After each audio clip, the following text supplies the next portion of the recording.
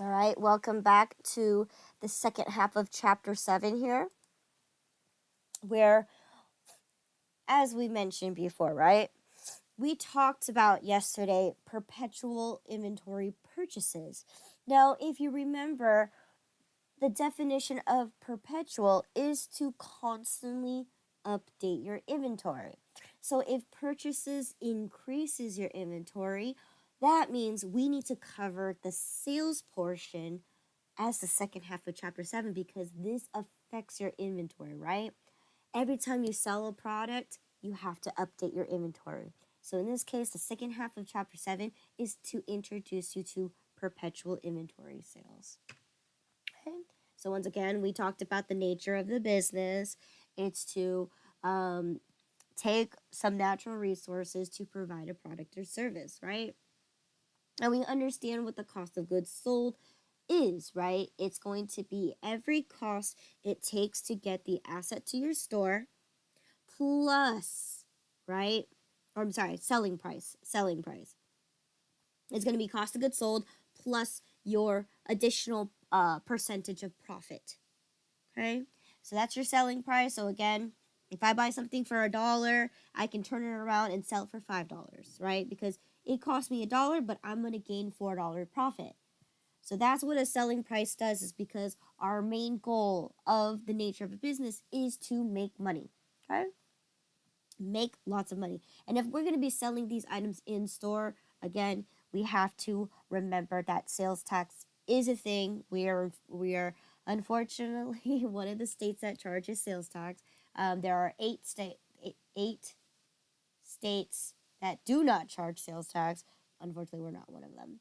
And so, in this case, for the sake of this class, I just want to keep it nice, sweet, and simple. That it's going to be 8.25%. Okay. So we talked about, okay, so how do I initiate sales? Now we've covered this in chapter 6, right? The main part of selling an item is that we have to recognize, number 1, what did we receive? 2, how did we sell? And then 3, did we collect sales tax, right? So that's exactly what we're going to do. We're going to have that. And then with Perpetual, we have an additional account, which is the cost of goods sold. Okay. So let's get started. So the first one, right, is very straightforward standard. It's this sales is identical throughout whatever costing, whatever tracking method of inventory that you use, right? Whether it's periodic or perpetual, right? So in this case, the scenario here is that on June 1st, 10 toys were sold for $9.99 each. Okay. Sales tax was 8.25%. Okay. And the toys were originally purchased for $5.85 each. Record this transaction. So again, first thing you need to recognize is I recognize that I sold the product, right?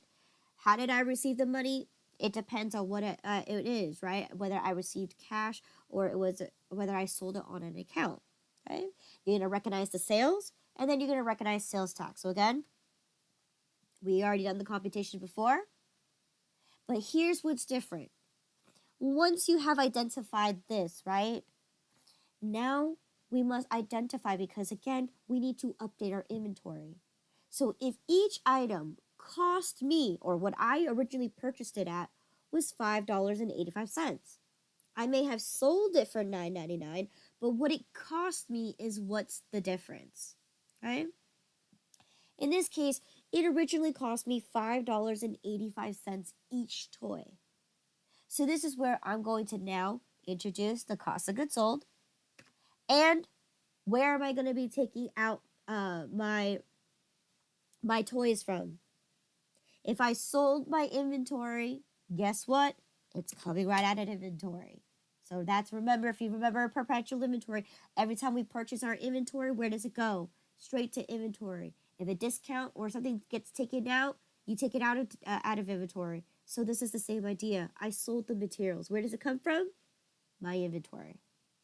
So this is where you got the cost of goods sold, and you have the inventory item that you're taking out. And because it cost you $5.85 per item, I sold 10 of them. So therefore, $58.50 is going to be taken out of my account. Or, yes, out of my inventory account. Okay? Any questions there?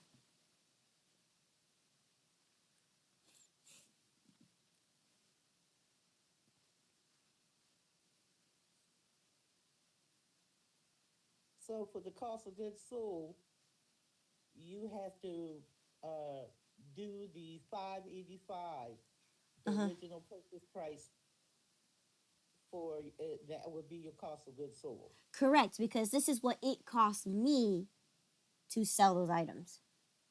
Okay. Because I purchased them at $5.85, but when I'm selling them for $9.99.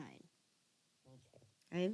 So that's the huge difference. One is what it cost you, and second one is going to be your selling price. Okay? Do not confuse the two, especially when you go ahead and use your inventory worksheet, because your inventory worksheet is only figuring out what it cost you, right? How much it cost you to purchase these items. How much did it cost you to sell those items? Okay?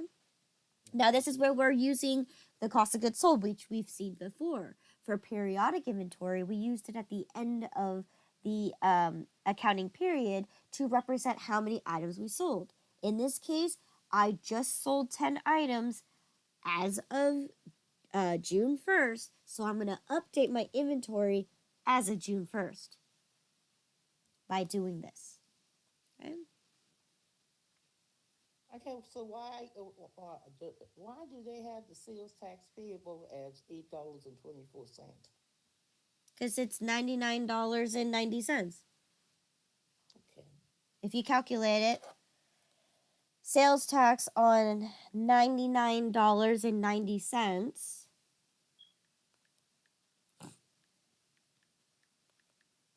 is $8.24. Okay. Mm-hmm.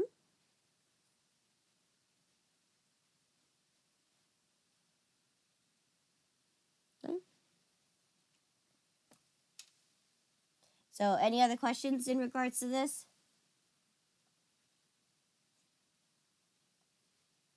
So, that's the huge difference between periodic and perpetual. Periodic, we don't care about keeping track of selling my items, right? Or, updating my inventory, right? All I care is about selling the item. Where perpetual, we care about selling the item and we care about updating our inventory. Right? So that was the very first section there. Now the section is, of course, if we sell our products to our customers, we can also have the ability to return and give allowances. Okay? Because again, customers can come in and decide that they no longer want the product is defective, something's broken with it. So in this case, you're going to have a customer that's going to not be satisfied with the product that they purchased, right? And if that's the case, then you have to go ahead and either issue them a refund or find some kind of way to keep the customer happy, right?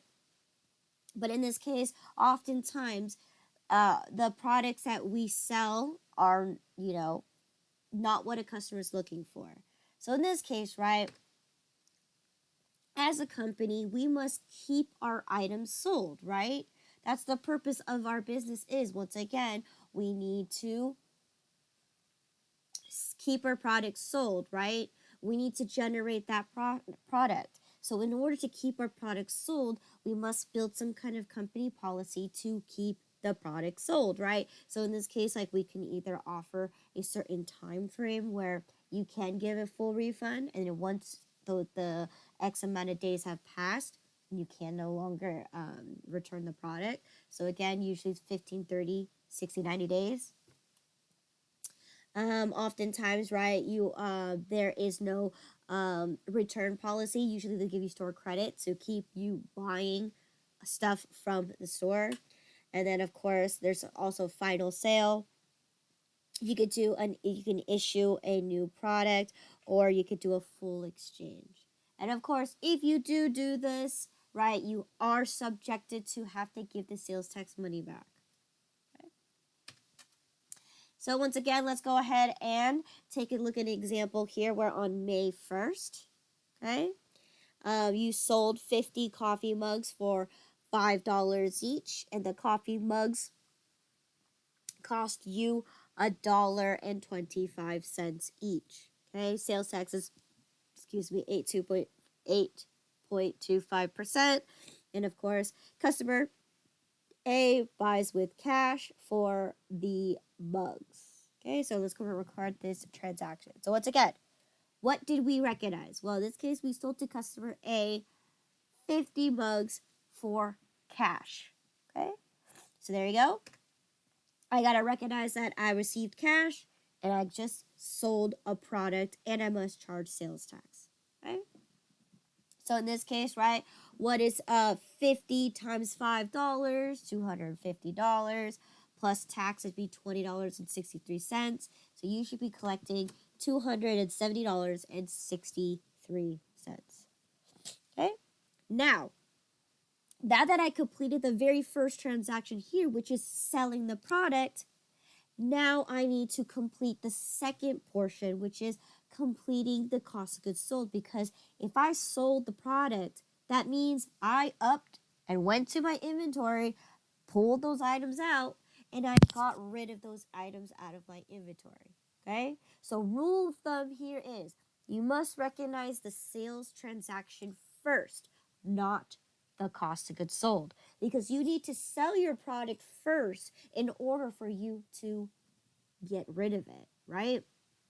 So in this case, now that I finished that, now I have to recognize how much did it cost me for this batch. So in this case, we already know that it costed me $1.25 per mug. So in this case, now I got to figure it out. I need to figure out what the cost of goods sold and how much I need to take out of my inventory by calculating 50 times $1.25, which should be $62.50. Okay. All right, so that's just selling the product. So let's take a look at this example here where on May 10, customer A decides to return 10 coffee mugs for a full refund. Okay, and of course your company return policy was to return within 15 days, which in this case it's already May 10, so 10 days later. And of course, the coffee mugs cost you $1.25 each, so record this transaction. Okay, so in this case, right, we would recognize everything for sales is identical to any kind of tracking method, right, regardless, right? So in this case, what was the transaction that happened at hand? Well, I end up giving a refund to my customer. So in this case, the customer returned to me 10 coffee mugs. So therefore, what was my original selling price to them? It was $5 each, right? So there you go. And then I'm going to calculate from there. How did they pay me? Well, they paid me with cash, right? So therefore, I will reissue them their cash. So in this case, let's figure it out. You got 50. Tax on that is going to be $4.13. So therefore, I'm going to be giving $54.13. Now, here is what is going to be necessary. Okay?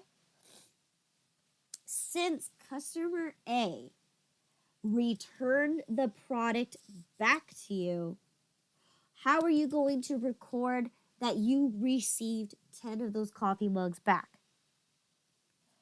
Well, you're going to have to undo what you have done, right? So in this case, you're going to be placing those coffee mugs back into inventory, and you're going to be undoing the cost of goods sold. Why are you undoing the cost of goods sold? Because it's going to act as if you never sold the product to begin with, which is true, right? You received the product back. So therefore, you have to undo it and act and put that money back into the cost of goods sold because it's as if you never sold it. Okay? Now, okay, in real life, you would never put used items in inventory. Okay, you would never resell used items because, again, due to corporate rules and regulations, you are supposed to be selling brand new products, right? Not reused or not already purchased and then they came back to you, right? Because you don't know what the customer did to the product. So oftentimes you would actually create a secondary inventory account that represents refurbished, used, purchased already items, right? And those items, yes, you can sell, but you have to discount them at a very significant price. But in this case, I just want you to understand the main idea of the concept is that because customer A decided to return the coffee mugs back to me, I need to put it back into my inventory and I need to undo the cost of goods sold. That's the main idea that I want you to get away from here, okay? I'm not saying we're, really bad business where we're going to combine everything because when we looked at the cups, nothing looked wrong with them, right? We don't know what the customer did. Maybe the customer used it and decided to wash it and return it, right? We don't know what customers do to the products that they are returning, okay? But in this case, this is just the general idea that we're trying to get the concept through is you would end up putting the inventory back and you would undo the cost of goods sold. So if the coffee mugs cost me $1.25 each and I end up returning and the customer A ended up returning 10 of them, then I'm going to be returning $12.50 back into my inventory. And I'm going to be recognizing that I have to undo that $12.50 for the cost of goods sold. Okay? Questions?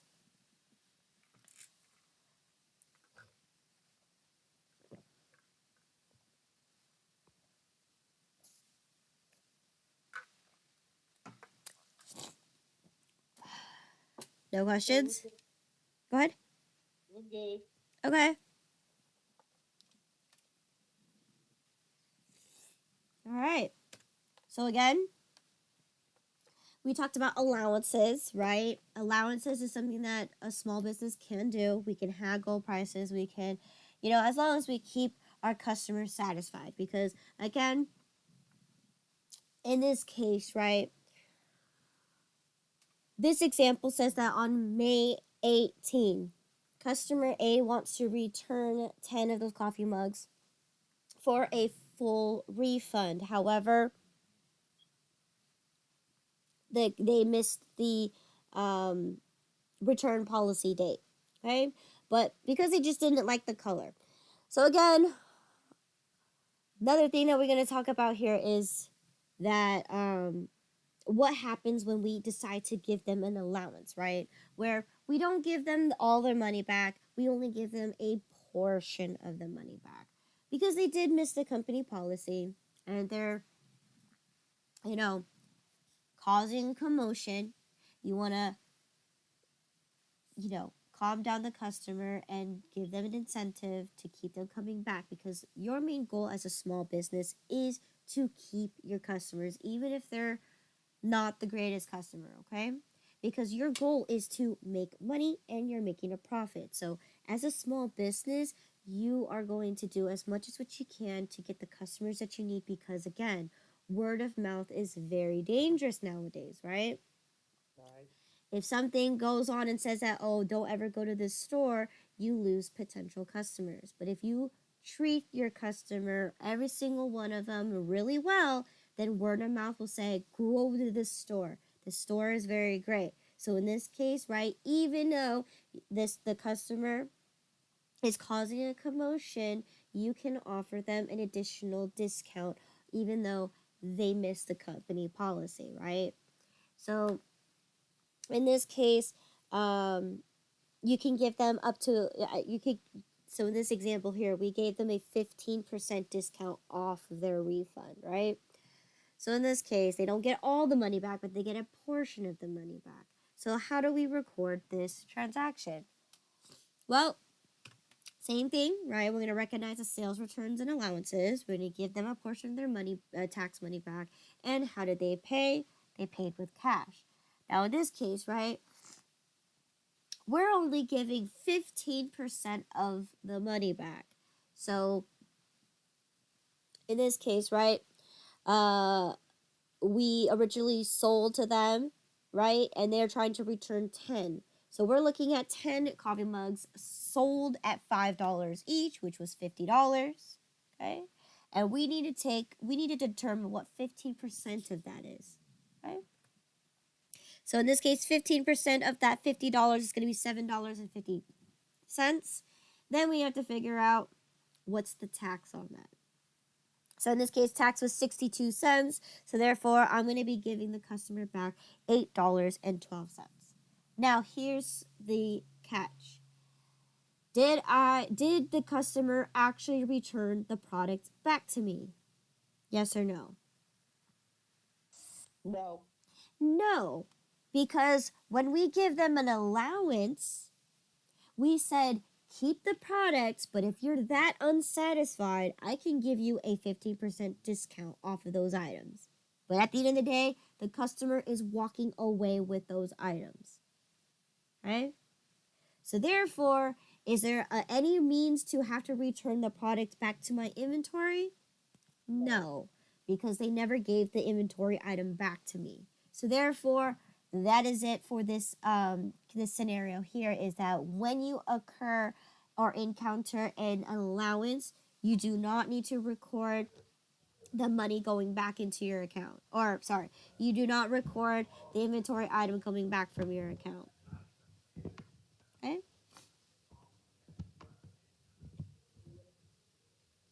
Okay? So then let's see. Any questions here?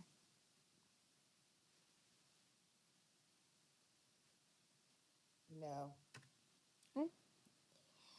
And then last but not least, let's talk about sales discounts. Okay? So again, how do we entice our customers to want to buy our product? Is to have a sale. Because again, we talked about this last time in chapter 6, where if you don't often have sales, your brand must be really, really well established for customers to be willing to pay for the product at full price. But what sales does is it allows the opportunity for the product to get more likely to be sold, because a lot of times customers are looking for the best bang for their buck, right? They're trying to see what is the best way that I can buy the most amount of products with the less amount of money that I need to spend, right? Because we also have to think about supply and demand, right? We have to look at what a consumer is willing to spend on our product. Now, once again, a sales is a great way to get your product sold much more quickly. But it only hurts yourself because when you do a discount, you're discounting the amount of profit that you're actually earning. But unfortunately, we talked about what happens if you decide to hold on to your inventory for too long, right? You have a lower cost of market where your inventory items can eventually drop in price. So in this case, right, what are examples of having these type of sales? So again, a grand opening sale, promotional sales, sales for the week, okay? You can do online deals. Okay, so again, oftentimes these discounts can be either given in store or they can be also offered to individuals who have accounts. Okay, so that's exactly what we're going to take a look at here. So in-store sales or discounts. Okay, so in this case, right, this example here on June 1st, okay, your store is having a promotion on all items are 40% off. Okay, and of course, a customer decides to buy 10 baseball hats, okay, with cash, okay, which was originally priced sales for $10 each. Okay, sales tax is 8.25%, and the hats originally cost you $2.50 each. Record this transaction. So, first, let's identify the first thing, which is going to be that we sold our product. Now, in this case, what did we receive in this case, right? Customer A paid me with cash, okay? And then we also have to recognize that when we're going to be selling our product, we are going to be issuing a discount. Okay? And then we recognize the sales and the sales tax. Now, again, rule of thumb is that even if you look on a receipt, you charge your customers at full price of the product, then you discount them, and then you charge tax. So that's the same idea here is we got to figure out how much money we got to charge them full price, take the discount, and then calculate the sales tax after it. So in this case, if I sold 10 of those hats, which cost me originally $10 each, that's $100 that I sold, but then I must discount them 40%, which is $40. So that means I'm going to tax them at that $60, which is going to give me $4.95. So therefore, in grand total, I sold to them $64.95. Okay? Now, because I sold those 10 hats, I have to also figure out what the cost of goods sold is. So in this case, if each hat cost me $2.50 and I sold 10 of them, then I have to update my inventory, say that I have sold $25 worth of the inventory. Okay? That's the sales discount for in-stores. Any questions here?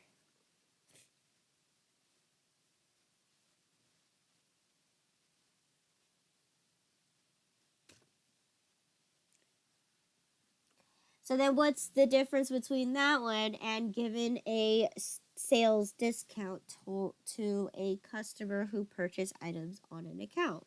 So again, this is if we give them some terms. So in this case, we got on July 1st, a customer wants to buy in bulk 100 baseball hats from your store on an account. Okay? And because they are buying in bulk, you decided to give them an additional terms, but they're a first-time buyer as well. Okay, and you offer them a terms which is 5%, 15, net 30, and of course each hat that you sold cost you $10 each. Sales tax is 8.25%, and you also charge them a delivery charge of $10. Right? So again, each hat cost you $2.50 each. Record this transaction. So once again, terms is a condition, okay? In this case, there is no such thing as net or gross method when you are selling a product, okay? Because it depends on when the customer sells or pays you, right? Whether you need to record the discount or not. You can't trust your customers to be able to pay the discount right then and there. So in this case, you're going to record it at original cost first until the day that they pay is when you'll recognize the discount.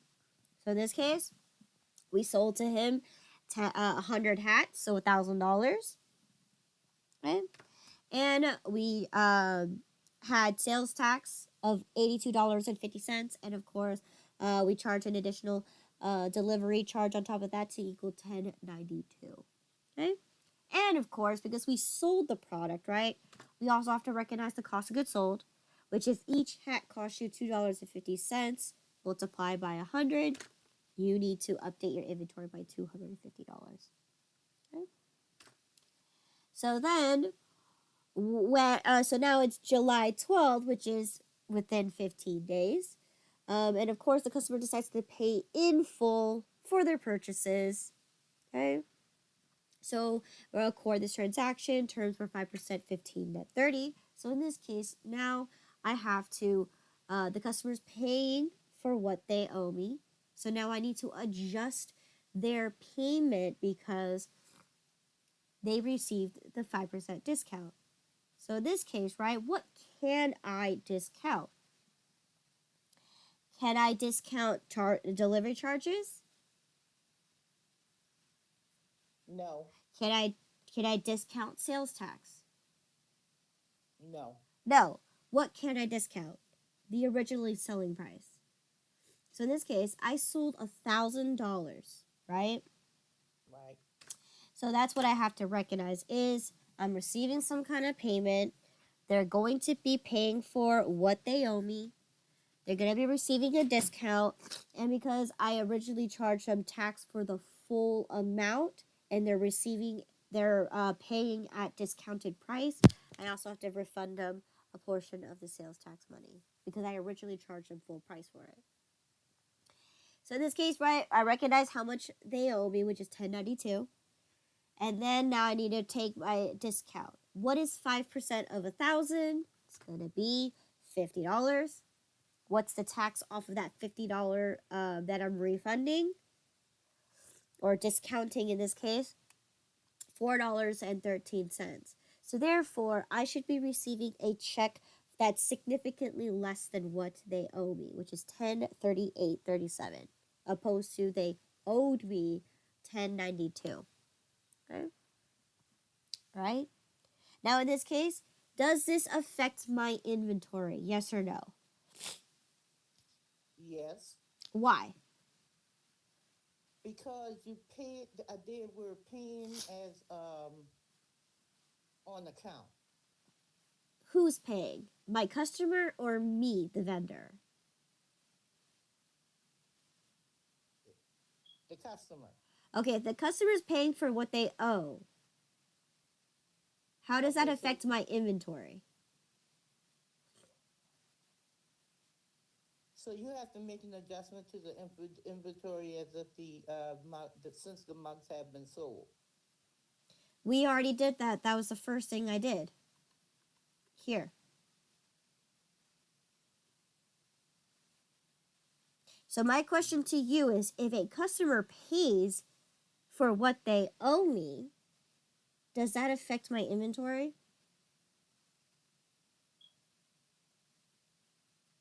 No. No, because in this case, I'm giving a discount to my customer, not me receiving a discount for my purchase. Second is that they are paying for what they owe me. I've already updated the inventory the day that I sold the inventory items to them, right? You don't wait till the customer pays to update your inventory. Yes.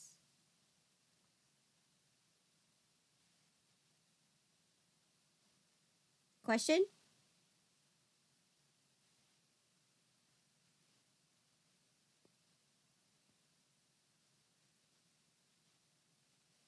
Okay.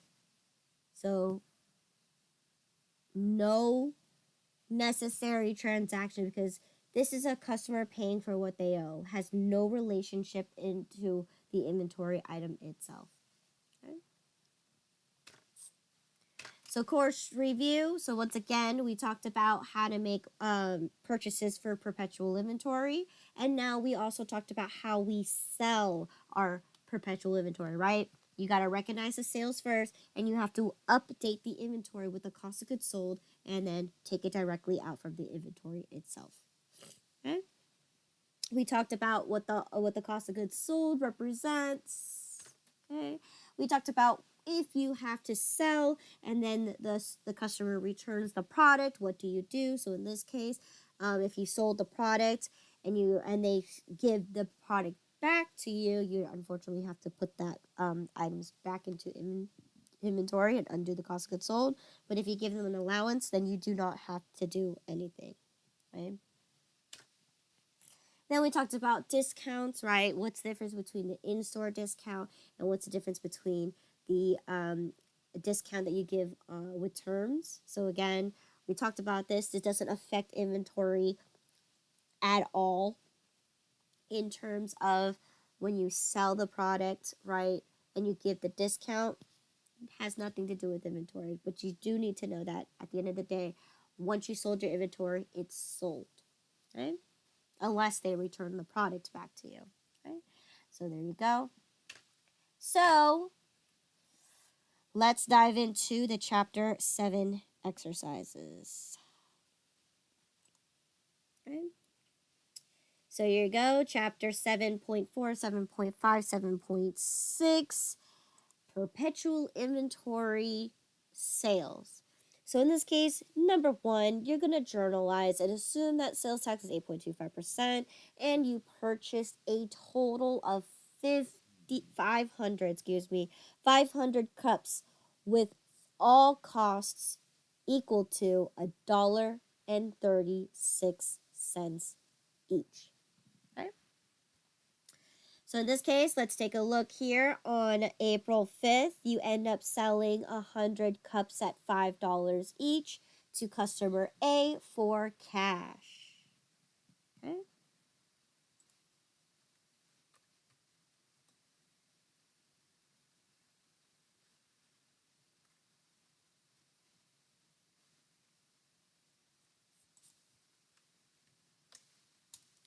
So here, April 5th, if you sold 100 cups at $5 each to customer A for cash.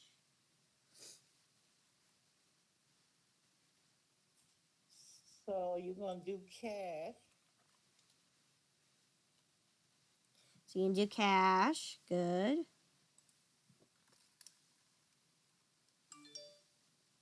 And sales. And Sales tax payable. good. So let's do this one first. So if you sold 100 cups for $5 each, what's your total sales? It's 500 for the cups. No, the sales is 500. Mm-hmm.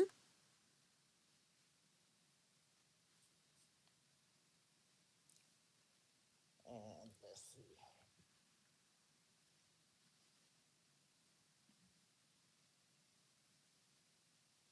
And what was the tax? 8.25%.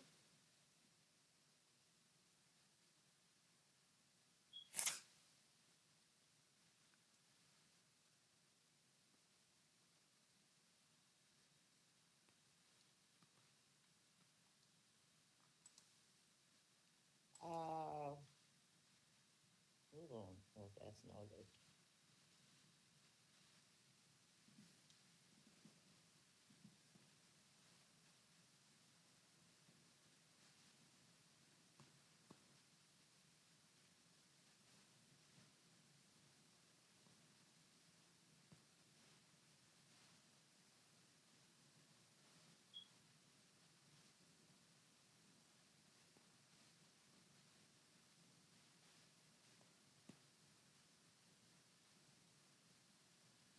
$41.25 for the sales tax payable. Good. So then grand total should have sold or should have received $541.25. Okay. What else do I need to recognize? The cost of goods sold. You need to recognize the cost of goods sold because in this case, I sold 100 cups. And where's it going to be coming out from?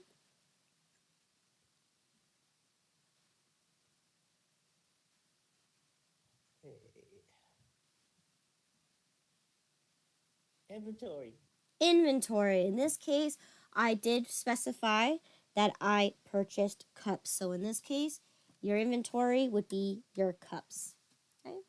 Now, if each cup, if each cup costs you $1.36 each, and I just sold 100 of them, so how much is my cost of goods sold?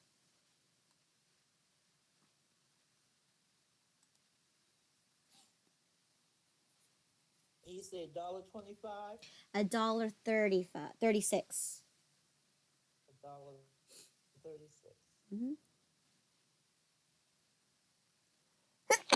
Excuse me. 136. 136 is what I need to update in my inventory. Okay. So then, of course, I'm going to make a note here that I sold 100 cups. Okay. And then you could even say to customer A, whatever it is that you want to do.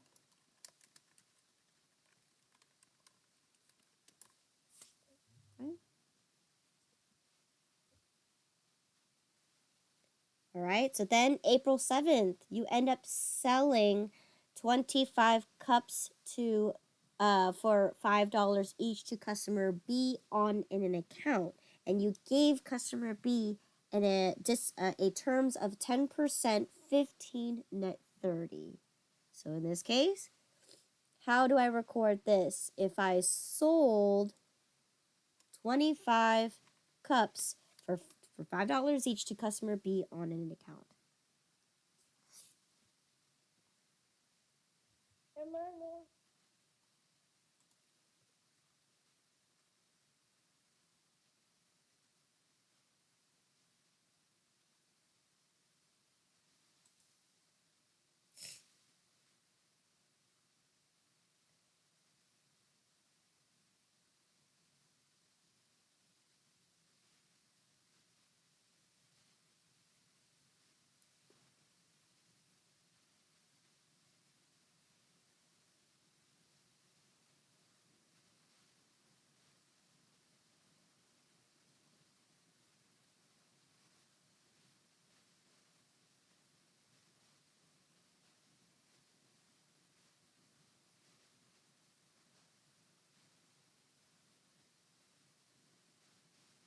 Okay, if I sold 25 cups for $5 each to customer B on an account, how do I record this?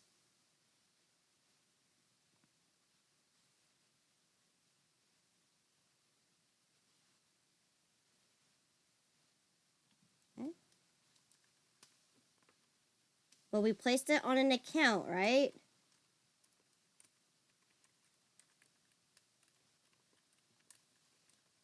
Okay. And we end up selling, right? We sold 25 cups to customer B. Right? So let's see. Let's figure it out. What is 25 times $5 each?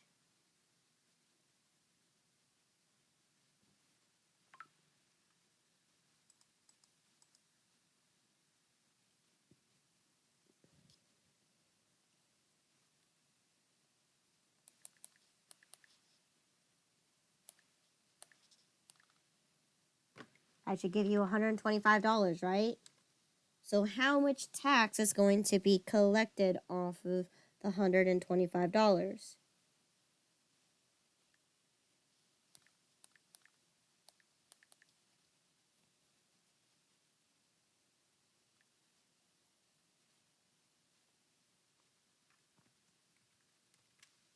Right? You should Okay. go ahead.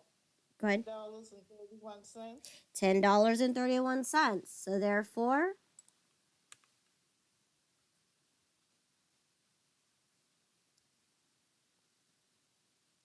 So accounts receivable would be 135.31. good. Okay? And because I sold to customer B, what else do I need to do?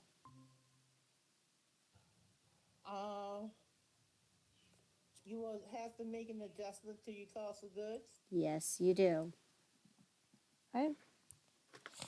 So here you go. Cost of goods sold. And I'm just going to be taking out from my cups. Now, if each cup cost me $1.36, how much is it going to cost me to sell 25 of those?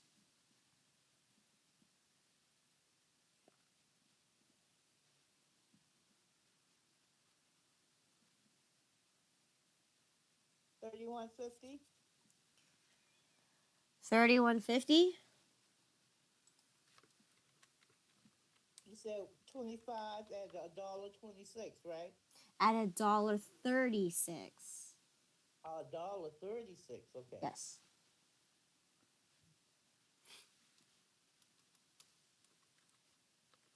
It's $34. Okay. And then, of course, I'm going to go ahead and say right here that we sold 25 cups to customer B. And because we gave customer B some terms, we gave him an opportunity to take an advantage of a 10% discount if customer B decides to pay in 15 days. If not, he has 30 days to pay. Okay. So then let's see what's next. On April 10, you end up selling 50 cups for $5 each to customer C for cash.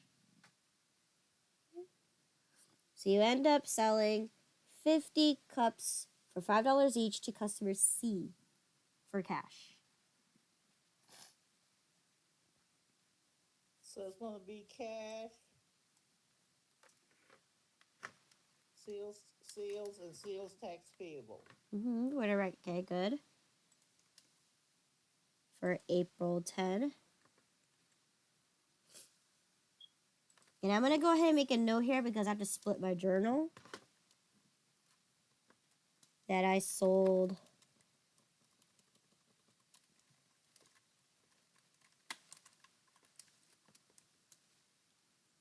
okay. So in this case, if I sold 50 cups at $5 each, how much is that going to be for my sales? $250. $250.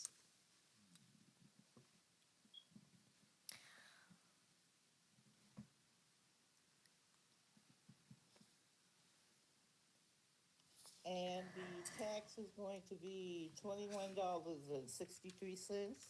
Good. So there should be total cash received is $270.63. Okay. So again, we sold to customer C. So I have to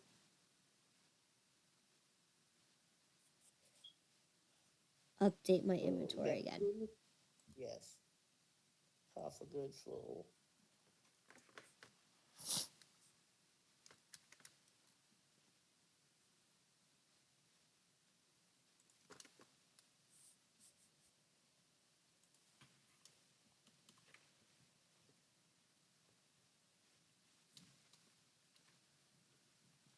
Okay, so in this case, if each cup cost me $1.36 and I sold 50 of them, how much is my total cost of goods sold?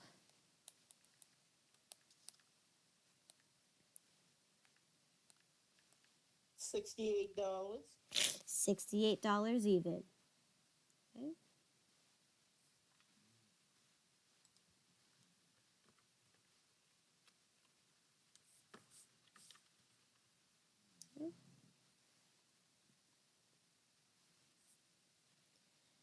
So now it is April 15. April 15, customer A decides to return 10 cups for a full refund.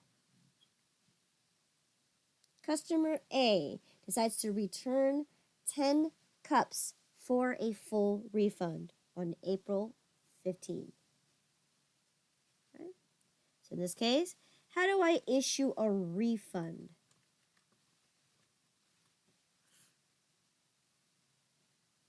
You would issue the refund by ways of payment. So if they did credit card, you have to revert it back to the credit card.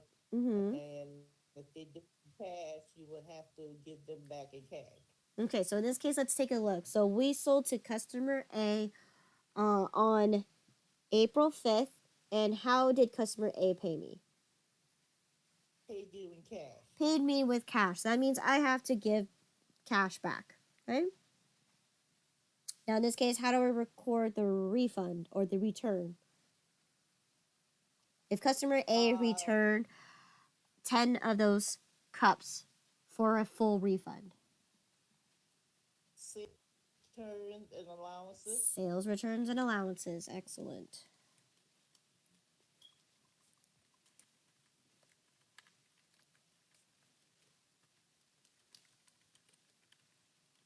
Okay. What else do I have to give back? The tax. Good. You also have to give back the sales tax. And last but not least, The cash. their money back. Okay. So, if I originally sold 100 cups for $5 each to customer A, and then customer A decides to return 10 of those cups, how much was the total refund here? So in this case, if I charge originally $5 per cup and customer A is returning 10 of them, how much am I supposed to be giving back?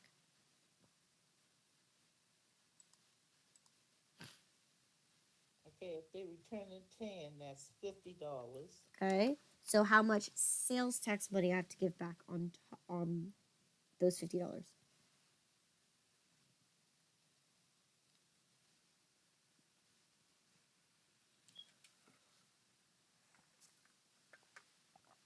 $4.13.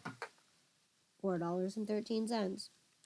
Okay, so therefore, I'll be giving customer A $54.13. So again, you can put your note here that customer A returns 10 cups for full refund.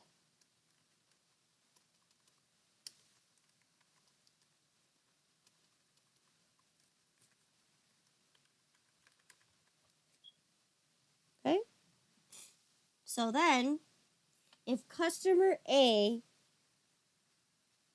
returned 10 of those cups back, what do I do with that? You're going to your cost of goods sold. You're going to go into your cost of goods sold. Now, how am I going to go into my cost of goods sold?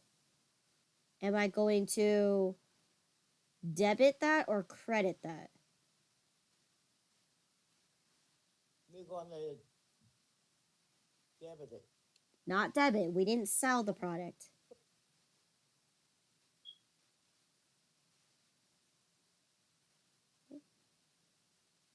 So if customer A decides to come back to the store and drop off 10 of those coffee mugs, cups, and ask for a full refund. So what do I do with those 10 coffee cups? You're going to put it back into your inventory. You're going to put it back into your inventory. That's correct. So in this case, I have to put it back into my inventory.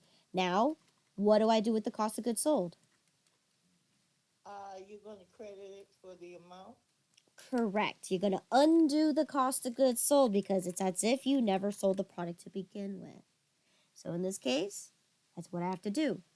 Now, if each cup is currently $1.36, right? That's what it costs me. And customer A decides to return 10 of them. How much am I going to be putting back into my inventory?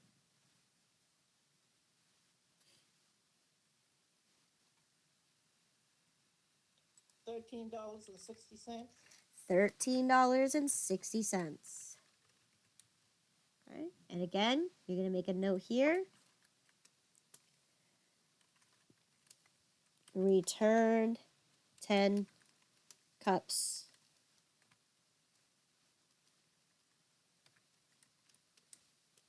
Okay. All right, so then on April 20th, customer C returns 25 cups but is willing to accept a 15% discount. So in this case, customer C decides to return 25 cups, but somehow you convince them to keep the cups and give a 15% discount, and he accepted.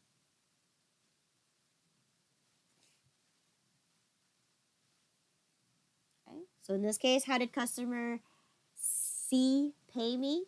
Well, let's see. We sold to customer C on April 10, right? So how did customer C pay me? In cash. Good. Now, in this case, he's willing to accept a 15% discount. Okay.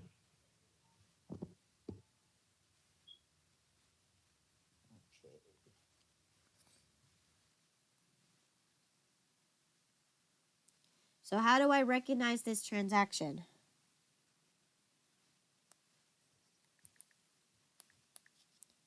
It's going to be sales returns and allowances. Sales returns and allowances. Good. Sales tax payable and cash. Good.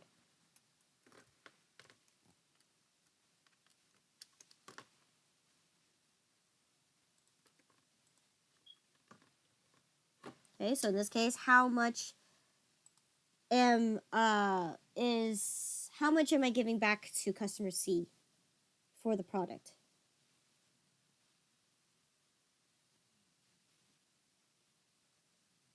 He's attempting to return 25 of them. We sold to them for $5 each, and we're giving them a 15% discount.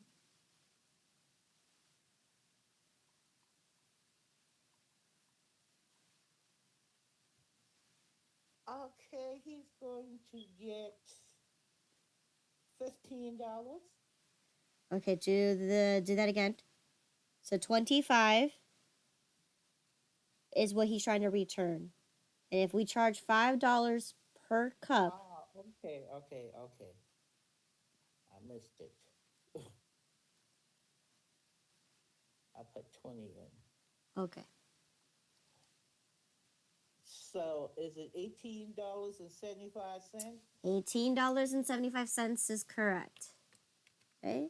Now, how much tax money on that $18.75 do I have to give back as well?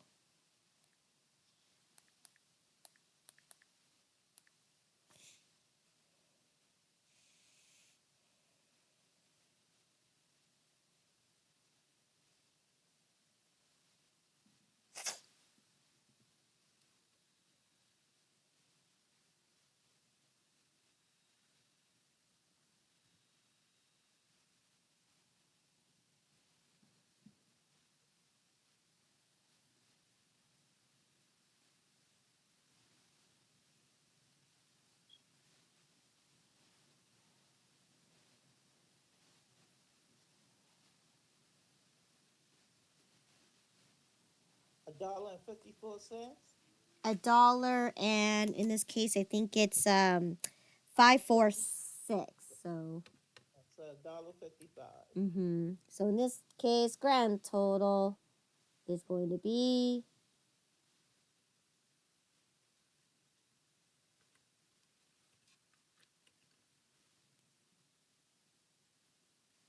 $20.30, right? Yes. Okay. And then I'm going to make a note here. Customer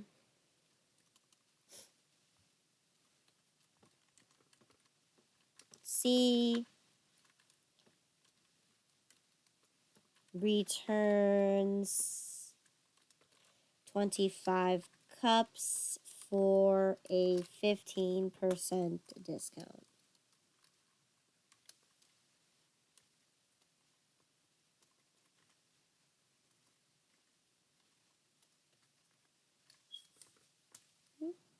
Now, if customer C is only getting a 15% discount, do we need to update our inventory?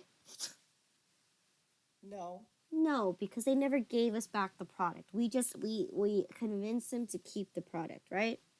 Right. So in this case, no need to update my inventory. Okay.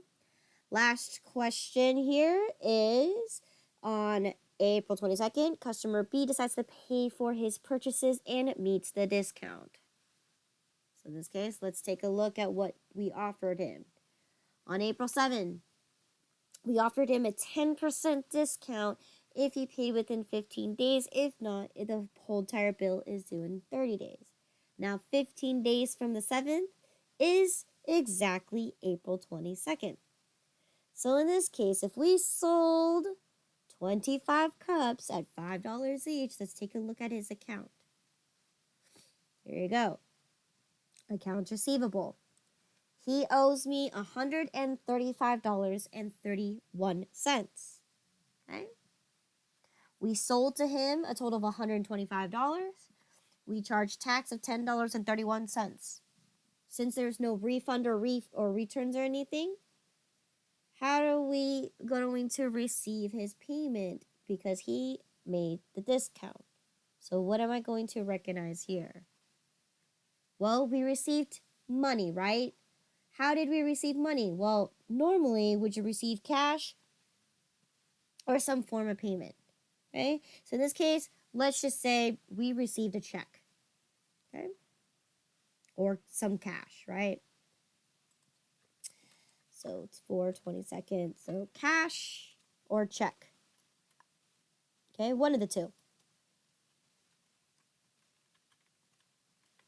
Okay.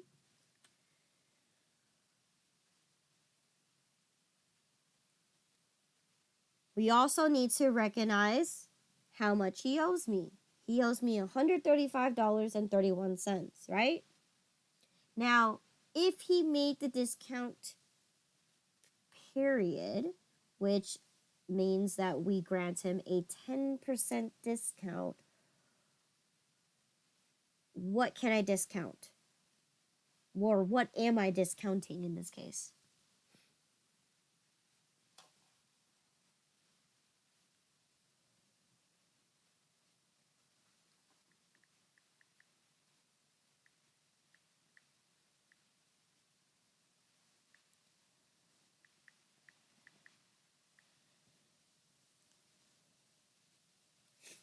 If I sold to customer B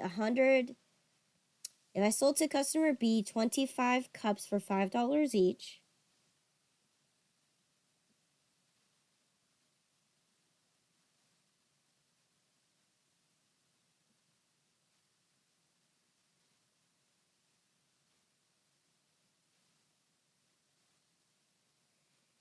and I charge sales tax for $10.31 to give me a grand total of him owing me $135.31, where do I apply my 10% discount?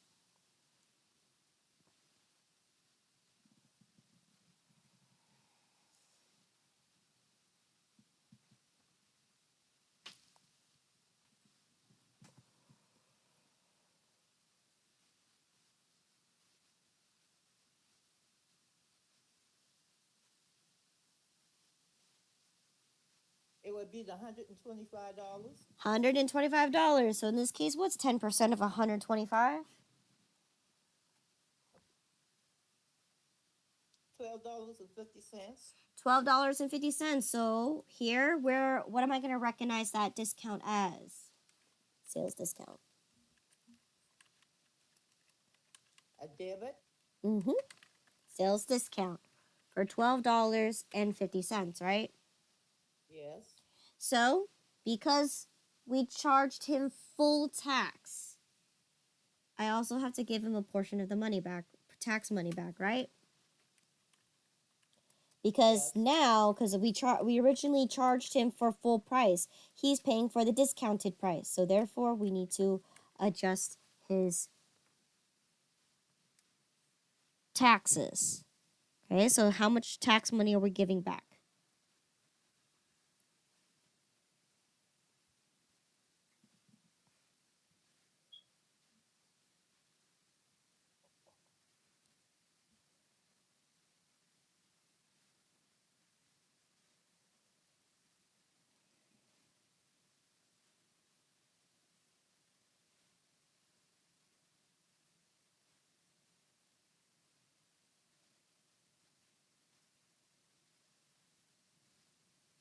Is it $1.03? $1.03. Good. Okay. So then he's also paying for what he owes me. So therefore, accounts receivable, right? I'm going to reduce what he owes me. Right now, he owes me $135.31. So how much money should we be receiving from customer B?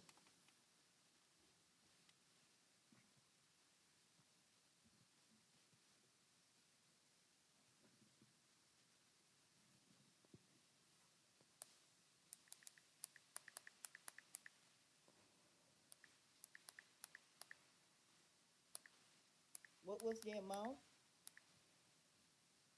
The total amount, $135.31.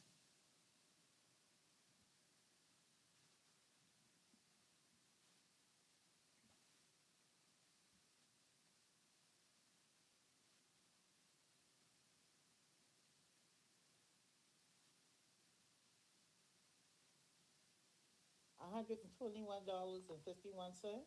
121, not 51 cents.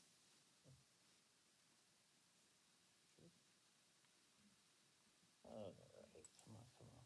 So 135.31. Okay, 122.23. All right, let's do the math again.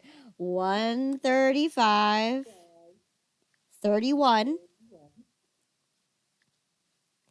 minus $12.50 minus 103.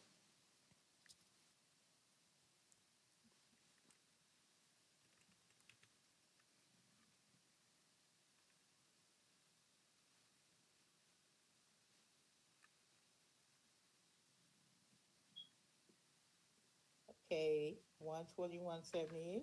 121.78. Okay, and I'm going to make a note here saying customer B paid in full and received a 10% discount. Okay. And last but not least, because customer B decides to pay for what he owes, do I need to update my inventory? No. Nope.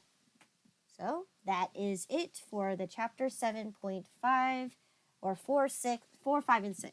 Okay. Any questions in regards to sales returns, discounts?